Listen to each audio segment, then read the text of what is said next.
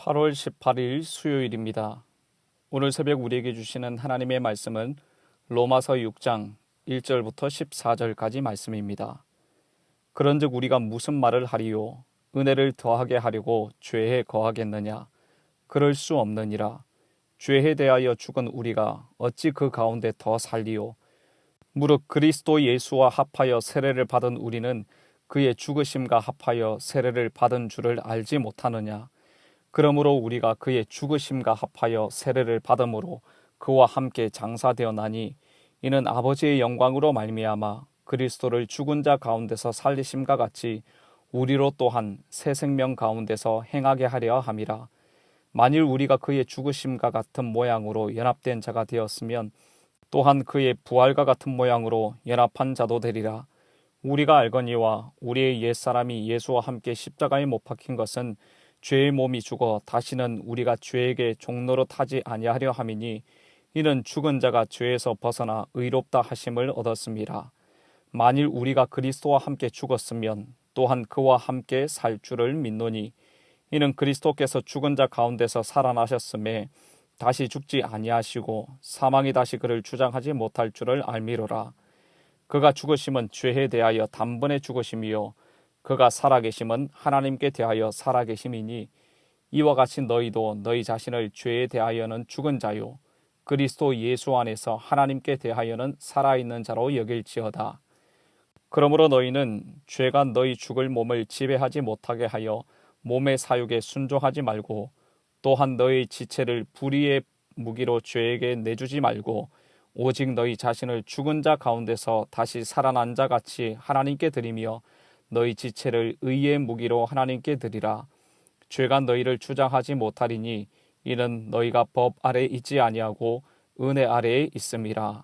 아멘. 아담의 불순종으로 죄인이 된 모든 인류에게 예수 그리스도의 십자가의 순종으로 죄의 문제를 해결해 주시고 의인이 되는 길을 열어주셨습니다. 사람이 의롭게 되는 것은 율법의 행위가 아니라 예수님을 믿는 믿음으로 가능합니다. 그런데 만약 율법의 행위가 구원을 얻는 데 무가치하다면 이런 질문이 생기게 될 것입니다. 도대체 왜 우리는 선하게 살아야 하는가? 행위가 아니라 은혜로 구원받는다면 하나님의 은혜를 많이 받으려면 죄를 많이 지어야 하는 것이 아닌가 하는 생각입니다. 여러분 어떻습니까?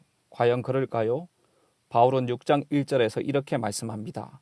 그런즉 우리가 무슨 말을 하리요? 은혜를 더하게 하려고 죄에 거하겠느냐? 은혜가 더욱 드러나게 하기 위해서 죄라는 영역 안에 머물러 있어야 하는 것처럼 생각할 수 있지만 그렇지 않다는 것입니다. 2절입니다. 그럴 수 없느니라. 죄에 대하여 죽은 우리가 어찌 그 가운데 더 살리요? 은혜로 말미암아 의롭게 된 성도는 죄에 대하여 이미 죽었기 때문에 죄와 더불어 살 수 없는 것입니다. 자신의 선행과 율법의 행위로 구원받는 것은 아니지만 구원받은 후에는 죄를 멀리하고 거룩을 이루는 삶을 살아야 하는 것입니다. 여러분, 우리가 믿음으로 의롭게 되었다는 것은 죄에 거하던 우리의 옛사람이 죽고 새롭게 태어났다는 의미입니다. 이것이 바로 예수와 합하는 세례입니다. 3절 말씀을 함께 읽어보겠습니다. 무릇 그리스도 예수와 합하여 세례를 받은 우리는 그의 죽으심과 합하여 세례를 받은 줄을 알지 못하느냐.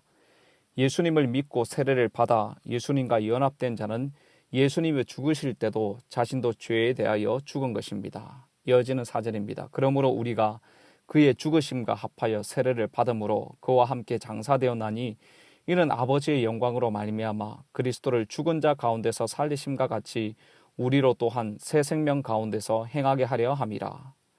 성도 여러분, 우리는 예수님과 함께 죽었고 예수님과 함께 새 생명으로 다시 살아났습니다. 이전 것은 지나가고 새 것이 되었습니다. 옛사람은 죽고 새로운 피조물이 되었습니다.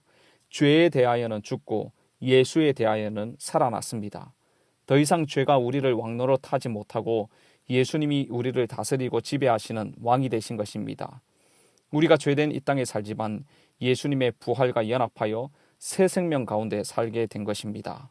6절 말씀입니다. 우리가 알거니와 우리의 옛사람이 예수와 함께 십자가에 못 박힌 것은 죄의 몸이 죽어 다시는 우리가 죄에게 종노릇하지 아니하려 함이니 죄에게 종노릇하지 않는다는 이 말씀은 이전에 우리의 모습이 얼마나 절망적이었는지를 아주 잘 보여주는 말씀입니다. 우리가 예수님과 연합하는 순간 죄의 지배 아래 있던 우리의 옛사람의 모습이 완전히 다 없어지고 주님이 지배하시고 다스리는 은혜 안으로 들어오게 된 것입니다.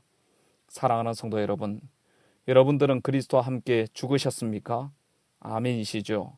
이제는 그리스도와 함께 살게 될 것이고 사망이 아니라 생명이 여러분들을 주장하게 될 것입니다.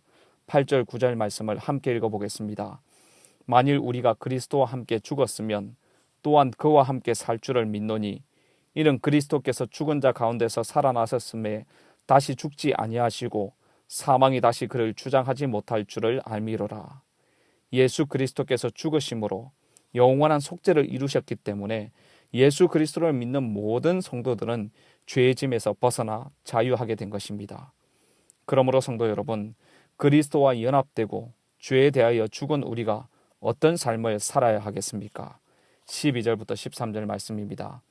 그러므로 너희는 죄가 너희 죽을 몸을 지배하지 못하게 하여 몸의 사육에 순종하지 말고 또한 너희 지체를 불의의 무기로 죄에게 내주지 말고 오직 너희 자신을 죽은 자 가운데서 다시 살아난 자 같이 하나님께 드리며 너희 지체를 의의 무기로 하나님께 드리라. 악한 정욕과 육체의 소욕에 이끌리지 말아야 하고 우리의 몸을 죄의 도구가 아니라 의의 무기가 되게 해야 하고 하나님께서 기뻐하시는 의로운 삶을 위하여 쓰여지도록 우리 자신을 하나님께 드리라고 말씀하고 있습니다. 여러분, 우리의 몸은 주님의 생명값만큼이나 값진 것입니다. 큰 은혜를 받은 성도들은 자신의 생명과 삶을 죄와 욕심과 어둠에 내주지 않고 주님이 받으시고 마음껏 사용하시도록 주께 내어 드려야 하는 것입니다. 로마서 12장 1절 말씀에서 무엇이라고 말씀하십니까? 너희 몸을 하나님이 기뻐하시는 산 제물로 드리라고 말씀합니다. 너희 몸이 이제 예수 안에서 거룩한 존재가 되었기 때문에 죄에 대하여는 죽고 하나님에 대하여 산자가 되었기 때문에 삶 전체를 하나님께 드려야 한다는 것입니다. 쉽게 말하면 성도의 삶 자체가 하나님께 드려지는 예배가 되게 해야 한다는 것이죠.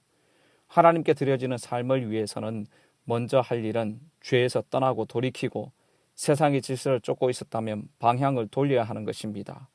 내가 고쳐야 할 생각이 무엇인지, 내가 끊어야 할 죄는 무엇인지, 버려야 할 죄된 마음은 무엇인지, 거짓과 게으름과 욕심과 음란함과 무례함과 술취함과 방탕함과 교만함, 여러분 무엇이 문제입니까?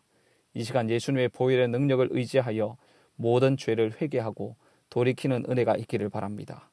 마지막 14절 말씀을 함께 읽어보겠습니다. 죄가 너희를 주장하지 못하리니 이는 너희가 법 아래 있지 아니하고 은혜 아래에 있음이라. 아멘. 성도 여러분, 죄가 여러분들을 주장하지 못하게 하십시오. 왜 그래야 합니까? 우리가 법 아래 있지 아니하고 은혜 아래 있기 때문입니다. 나의 옛죄를 주장하던 죽음의 세력은 더 이상 나를 주장하지 못하는 것입니다. 죄가 더 이상 우리의 주인이 아니라 왕이신 예수님께서 우리의 주인이시고 우리를 다스리십니다. 용서의 은혜가 넘치는 곳에 죄가 점점 사라지게 될 것입니다. 하나님의 크신 은혜로 구원받았다는 것을 기억하며 죄로부터 완전히 구별되는 거룩한 삶을 살아가는 모든 성도님들의 삶이 되기를 바랍니다.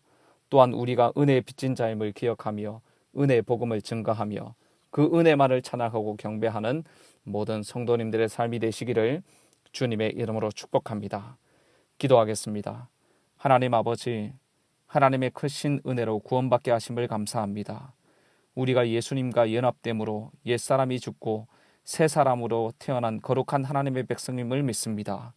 주님께서 주신 새 생명 안에 살게 하여 주시고 죄의 지배가 아니라 왕이신 주님의 통치 아래 우리의 몸을 하나님께서 기뻐하시는 거룩한 산제물로 드리는 삶이 되게 하여 주시옵소서. 코로나의 어려움 중에도 지켜주시고 모든 성도님들의 삶 가운데 소망 되신 주님께서 다스리시고 통치하시고 은혜 베풀어 주시옵소서. 이 모든 말씀 예수님의 존귀하신 이름으로 기도드립니다. 아멘. 개인적으로 기도하실 때 오늘 주신 말씀을 붙들고 기도하시고 주간 기도 제목에 따라서 전도와 선교를 위해서 기도하겠습니다. 우리 교회가 죽어가는 영혼을 살리는 교회 되게 하시고 영혼을 품고 기도하며 전도하는 교회 되도록 또 우리 교회가 호언하는 선교사님들과 세계 선교를 위하여 기도해 주시기를 바랍니다. 합심 제목으로 기도하시고 개인적인 기도 제목으로 자유롭게 기도하도록 하겠습니다. 함께 기도하겠습니다.